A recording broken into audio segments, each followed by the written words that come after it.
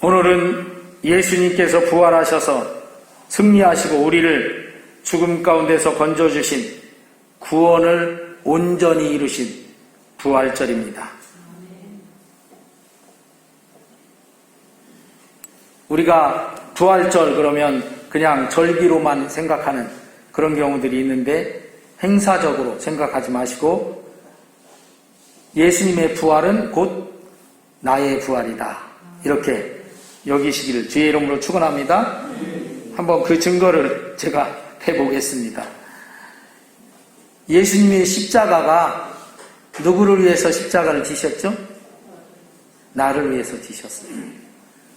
그것을 믿는 사람이라면 예수님의 부활은 나의 부활이 됩니다. 아멘. 그걸 믿지 않는 사람이라면 예수님의 부활은 상관없는 것입니다.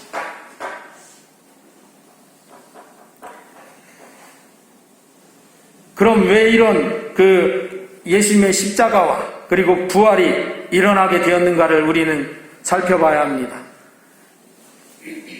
이 세상을 창조하신 분이 누구시죠? 하나님이십니다. 그리고 우리 사람을 하나님의 형상 닮은 사람으로 만드시고 에덴 동산을 창설하시고 하나님과 늘 교제하며 살도록 만들어 주셨습니다.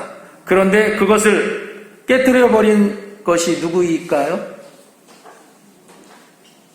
그러면 사탄 마귀가 그렇게 했다라고 대답하고 싶은 분들이 많을 것입니다. 그러나 사탄은 사람을 꿰었고 거기 그 사탄 마귀의 미혹이 넘어가서 아담과 하와가 선악과를 따먹고 이 하나님이 주신 축복과 하나님과의 관계가 깨어지게 된 것입니다. 그렇기 때문에 사람이 죄를 지음으로 인해서 그렇게 된 것이지 사탄 마귀 때문이라고 떠넘기지는 말아야 할 것입니다. 물론 꿰이고 그렇게 만드는데 사탄 마귀가 일조했죠. 그러나 엄밀히 말하면 사람이 그 꿰임에 넘어가서 그렇게 된 것이다 하는 것이죠. 그렇게 망가진 사람을 하나님은 다시 회복시켜서 하나님의 형상으로 다시 회복시키시길 원하셨던 거예요.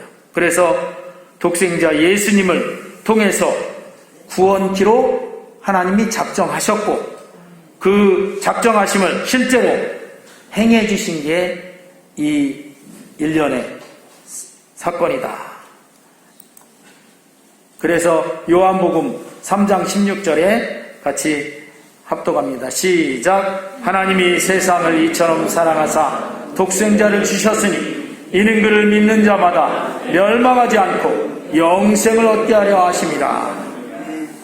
이 말씀대로 예수님을 보내주시고 그리고 예수님이 오셔서 십자가를 져주시고 또 그 십자가 죽음으로 죽으신 다음에 그 죽음을 이기시고 3일 만에 오늘 부활하신 것입니다.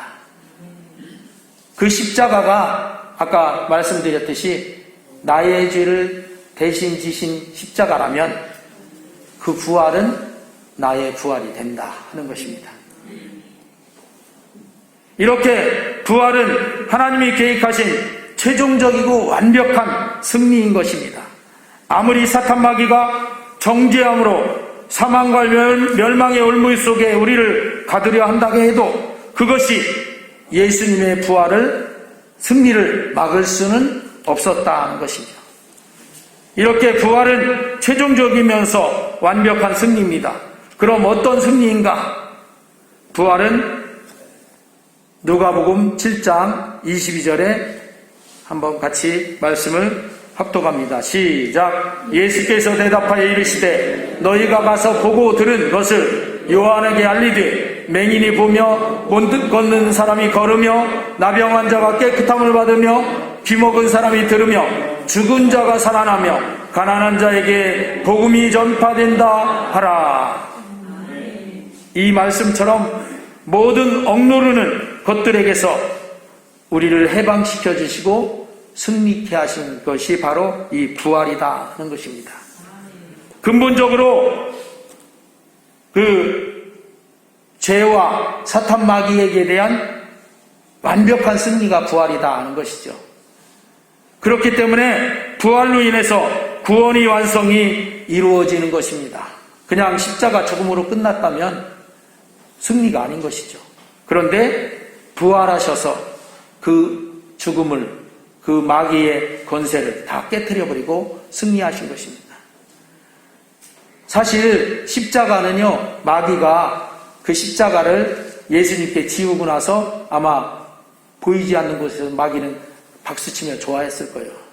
왜? 내가 하나님의 아들을 죽였다.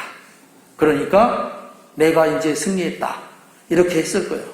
그런데 그런 마귀의 그 승리의 쾌재를 부르는 그것을 부활이 완전히 깨트려버린 거죠.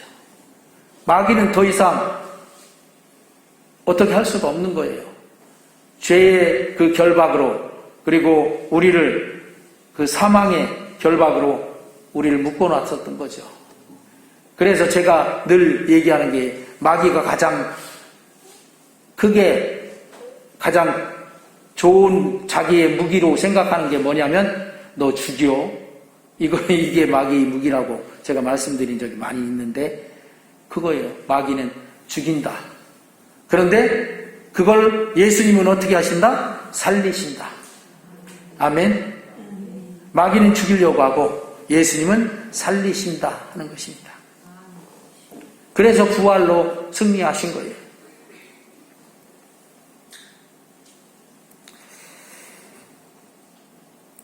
마귀는 어떻게든 이것을 막아보려고 그 제자들의, 예수님의 제자의, 사랑하는 제자가 배반해서 예수님을 십자가에 넘겨주잖아요. 가룟 유다가. 그리고 또 예수님이 죄도 없음이 그 빌라도의 그 재판 때에 밝혀졌어요. 빌라도가 죄를 찾을 수 없다. 그러니까 그냥 심히 때려갖고 놓아주면 어떠냐. 이렇게 했어요. 그런데 어떻게 했어요? 그 많은 그 대제사장과 그 무리들이 막 소리 지르면서 십자가에 못 박아라, 못 박아라 그러잖아요. 그리고 또 거기에 빌라도가, 그러면 곤란하잖아요. 자기가 죄도 못 찾았는데. 그러니까 어떻게 해요? 그러면 이 바라바랑 그 예수 중에서 누구를 놓아주랴. 그러면 예수님을 놓아줄 죄가 없으니까 놓아줄 거다 이렇게 했는데, 그래도 바라바 놓아주고 예수님 십자가에 못 박으라는 거예요. 그렇게 해서 결국 그 예수님을 십자가에 못 박았죠. 그런데 그건 그 사람들만의 계획이 아닌 거예요. 사단 마귀가 그 뒤에서 그것을 떠받치고 있었던 거죠. 그 사람들을 선동해가지고. 그런데 이렇게 막무가내로 이렇게 죄도 없는 예수님을 십자가에 못 박혀서 죽게 했는데, 오늘 본문 말씀처럼 법 없는 자들의 손을 빌려 못 박아 죽였으나, 그렇게 죽게 했단 말이죠. 그런 속에서 예수님은 그 죽음을 이기시고 승리하신 승리인 것이 바로 부활이다 하는 것입니다. 이렇게 마귀의 가장 큰 무기인 정죄와 죽음으로부터 완벽한 승리가 부활인 것입니다. 아멘. 근데 예수님의 부활이 예수님만의 부활이라면 우리는 뭔 상관이 있어요. 근데 아까 제가 그래서 처음에 말씀드렸잖아요. 예수님의 부활은 곧 나의 부활이다. 아멘. 왜? 그 십자가가 나를 위해서 진 십자가이기 때문에, 그 십자가를 지시고 죽어주셨던 예수님이 그 죽음을 이기시고 깨트리고 부활하신 것은 곧 우리도 그렇게 부활에 동참되라고 그렇게 해주신 것이다 하는 것입니다. 아멘.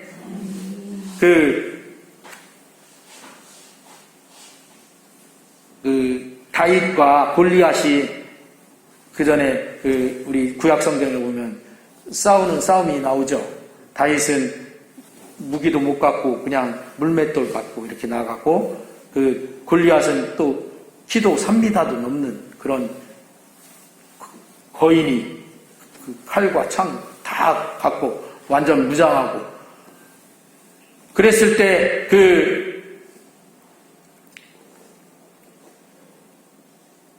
그 거인인 골리앗을 다윗이 뭐라고 해요? 살아계신 하나님의 이름으로 나는 너에게 나간다. 그러면서 그 물맷돌 돌려서 거꾸로 때렸잖아요. 사실 우리가 볼 때는 그 골리앗이 마귀인 거예요. 이 세상에 죄와 이런 것들로 우리를 얽어매는 마귀가 골리앗과 같아요.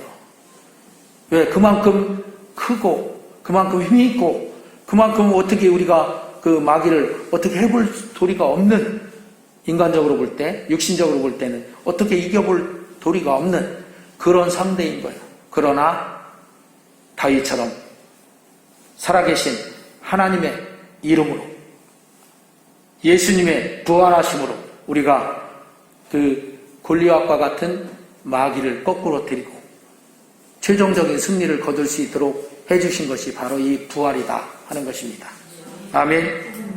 이렇게 부활하신 예수님의 마음은 어떤 마음일까요?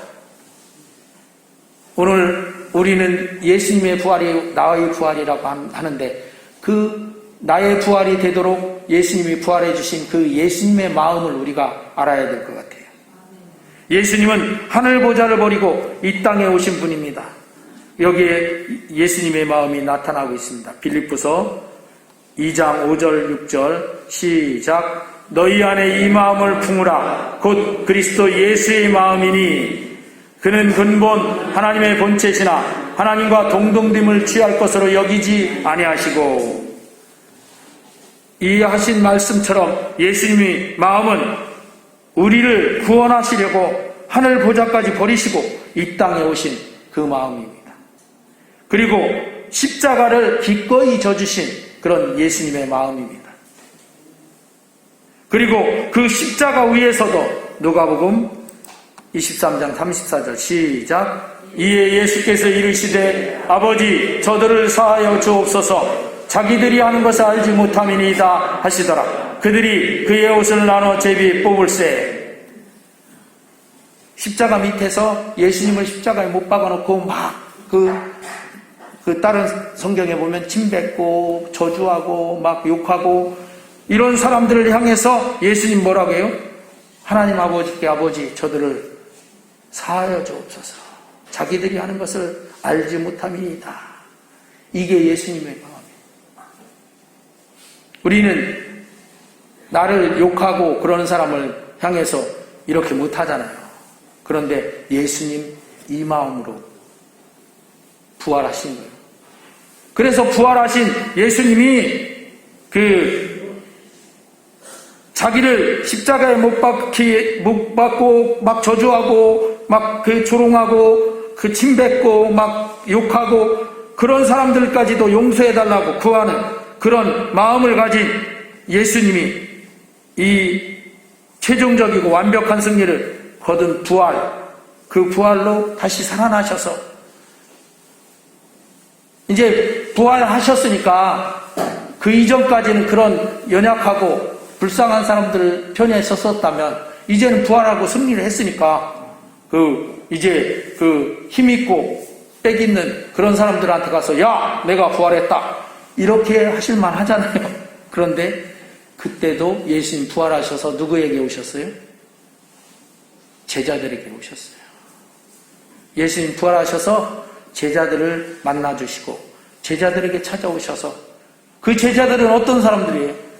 지금까지도 아주 그냥 무서워서 꽁꽁 숨어있고 그나마 예수님을 의지하고 있었는데 예수님 십자가에 못 박혀 죽으셨잖아. 그러니까 그것도 어떻게 해볼 도리가 없으니까 그냥 다락방에 숨어서 다락방 문을 뻥뻥 걸어 잠그고 그곳에서 혹시나 누가 찾아와서 너희들 잡아간다 이렇게 하면 어떻게 할까 해갖고 겁나하는 무서워하는 그런 가운데 있는 그 제자들에게 예수님이 찾아오셔서 우리가 아까 교동문에 교독했잖아요. 두려워 말라. 그리고 나는 이렇게 부활해서 영으로 온 게 아니라 부활한 몸으로 실제로 부활해서 이렇게 너희에게 왔다 하고 이렇게 말씀하시잖아요. 그러니까 예수님의 부활은 정말 그 누구도 그 악한 대적 마귀까지도 골리앗과 같은 그런 마귀까지도 어쩔 수 없는 예수님이 승리하셨다라고 할 수밖에 없는 그런 가운데 있는데도 그 승리를 거둔 예수님이 가장 아직도 그 패배주의적인 그런 속에 갇혀있는 제자들을 찾아오시면서 그렇게 하신단 말이에요. 예수님의 마음이 그 마음이다 하는 것을 아시기를 바랍니다.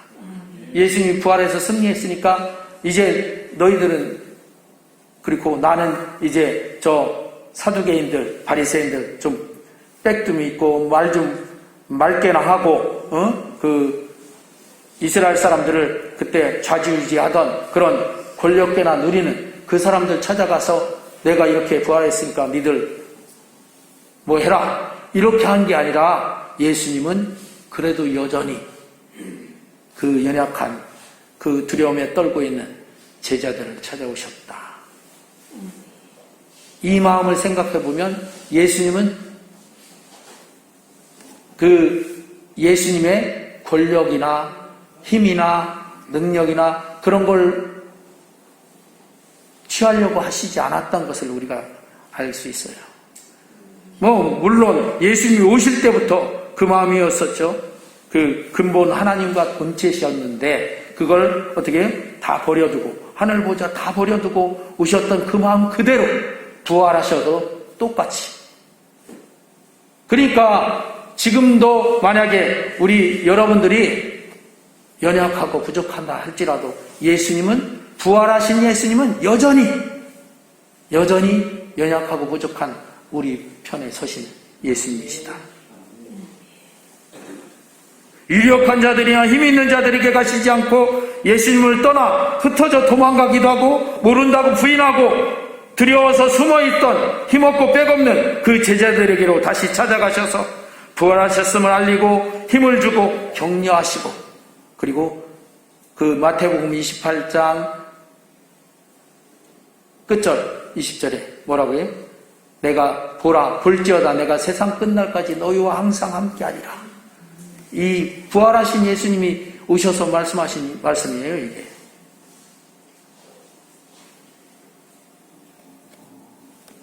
여기서 우리는 부활하신 예수님의 마음을 알 수가 있습니다.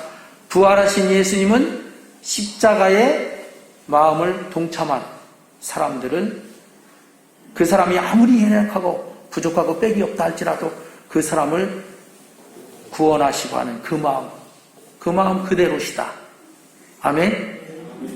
예수님의 마음은 누구에게 있다? 오늘 우리에게 있습니다.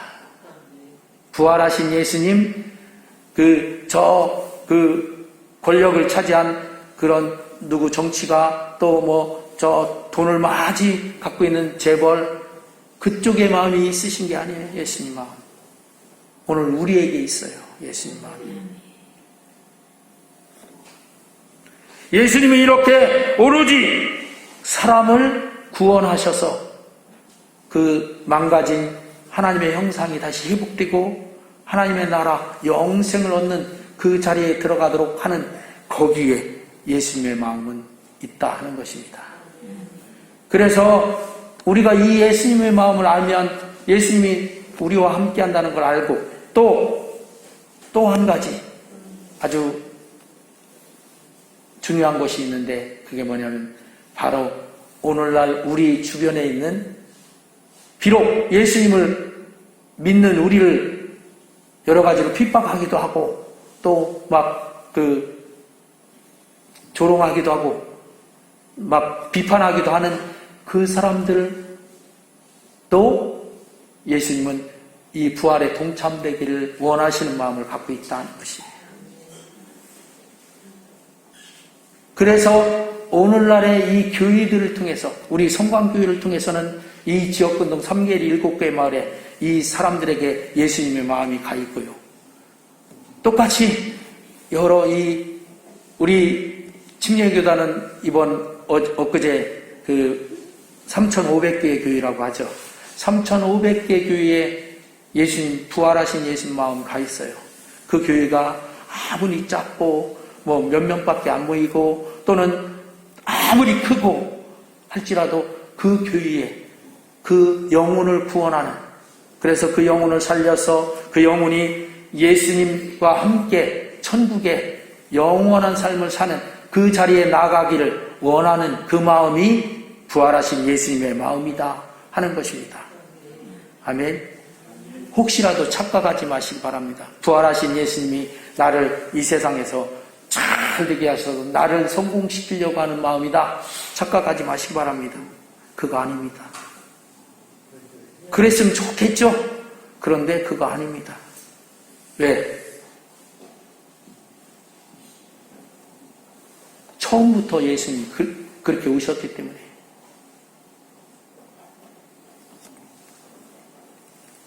우리가 그 마음을 안다면 이제 우리는 나도 예수님 믿는 믿음 가운데 늘 거해야 되는 것, 마찬가지로 우리 주변에 있는 나를 왕따시키고 때로는 욕하고 때로는 나를 비난하기도 하고 하는 그 사람들, 예수님까지도 막 비난하는 그 사람들에게 이 부활의 복음을 전하기를 원하시는 거예요.